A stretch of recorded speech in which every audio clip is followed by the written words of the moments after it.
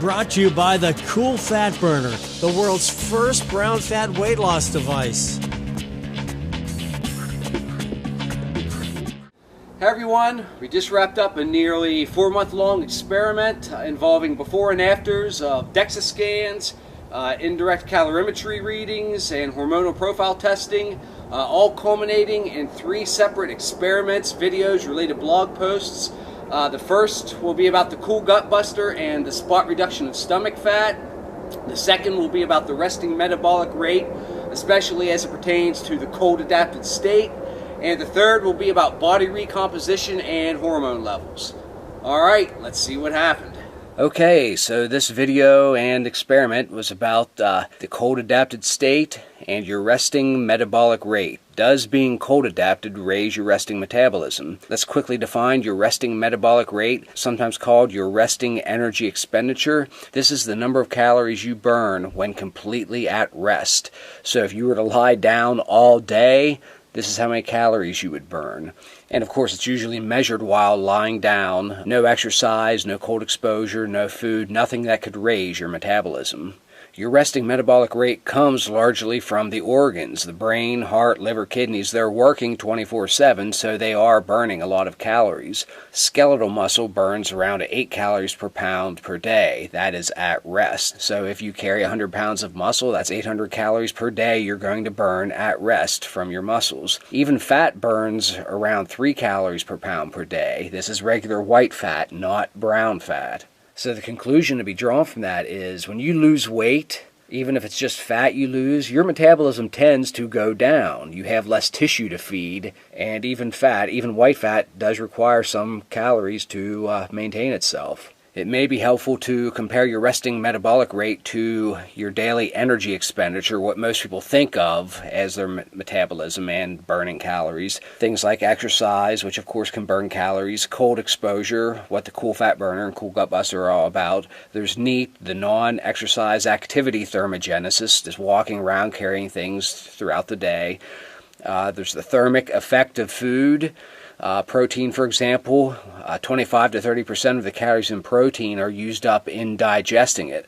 A somewhat similar principle is with carbohydrates, which can temporarily raise leptin and thyroid levels, which both can increase metabolism. And of course there are stimulants which can increase your daily energy expenditure. So if you add your resting metabolic rate to your daily energy expenditure, you get your total daily energy expenditure. This is the total amount of calories you can possibly burn in a day. This of course brings to mind the calories in, calories out paradigm of weight loss. On the left side of the equation you have all your caloric intake for the day, all food and drink. And then on the right side, you have your resting metabolism and your daily energy expenditure. So whichever side of this equation is greater will determine whether you gain or lose weight.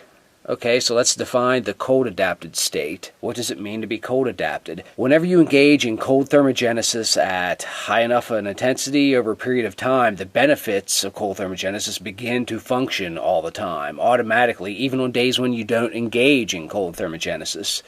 So things like the reduced systemic inflammation and the increased glucose insulin sensitivity, your increased mitochondrial density and efficiency, enhanced immune system, increased autophagy, the cleanup of harmful junk cells, boosted irisin levels, can help build muscle and lengthen telomeres involved in longevity.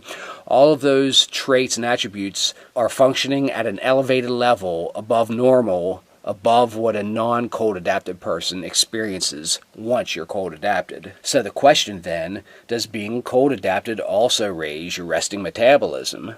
Do you burn more calories even at rest when you're cold adapted? So for the before readings of the experiment, I stopped all Cool Fat Burner use. I allowed my cold adapted state to kind of fade away. I fattened up to 210 pounds, and the before resting metabolic rate came in at 2,074 calories per day. And as you can see, that is right around average. As soon as the test was over, I started hitting Cool Fat Burner use hard. I'd go hardcore from 1 to 3 hours a day, moderate intensity from 1 to 3 hours a day, and in casual intensity any number of hours for the rest of the evening, lounging in the same room.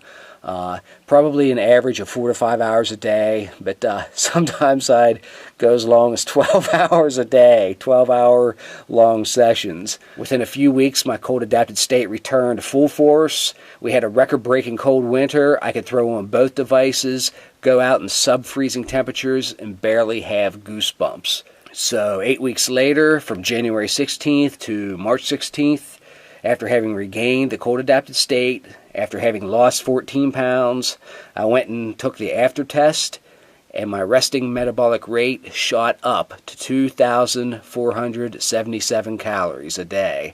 That's an increase of 400 calories a day, despite having lost all that fat. Remember, whenever you lose any tissue, any weight, even fat, your metabolism should go down because you have less tissue to feed. Mine actually went up, and as we can see, it's 30% faster than normal, but it gets better. I took off from March 17th to April 10th. That's around 3 weeks, and I kept everything at maintenance. And then I went for 4 more weeks of cool fat burner use, cold thermogenesis, the whole thing. And on May 12th, I went down for a 3rd time, measured my resting metabolic rate, and found that it had shot up to 3,125 calories a day.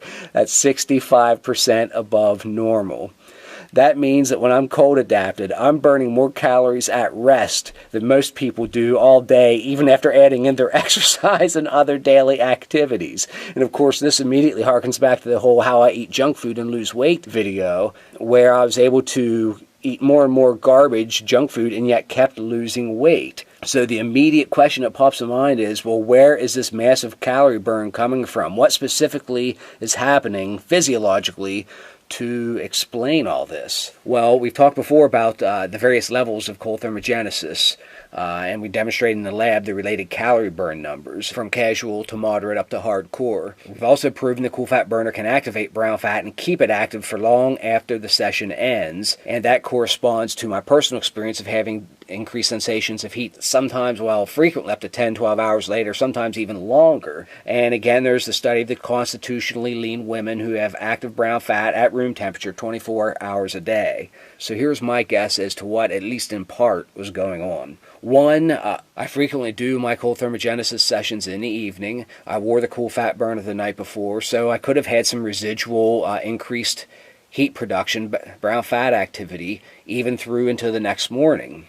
Also note that once you become cold adapted, you have a bigger, more profound reaction to cold exposure.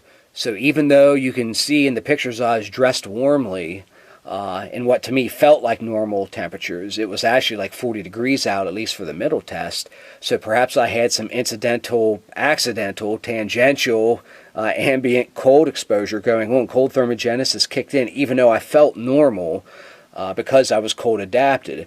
However, that doesn't explain the 3rd reading, the biggest one we had, because it was 80 degrees out that day. Now, it was really hot in my car. I was getting a little bit of a greenhouse effect, so I did put the windows down driving to the location. It was like an hour and a half drive one way. But windows down in an 75 to 80 degree day, that should not have been enough to induce cold thermogenesis. Regardless of the exact factors and what's causing this massive increase in my resting metabolic rate, it obviously has to do with being cold adapted, has to do with doing cold thermogenesis sessions. But as we see, I'm burning massive amounts of calories even on days when I don't use the cool fat burner. So yet again, we have another successful experiment and validation of the power of cold thermogenesis. All right, until next time. Brought to you by the Cool Fat Burner, the world's first brown fat weight loss device.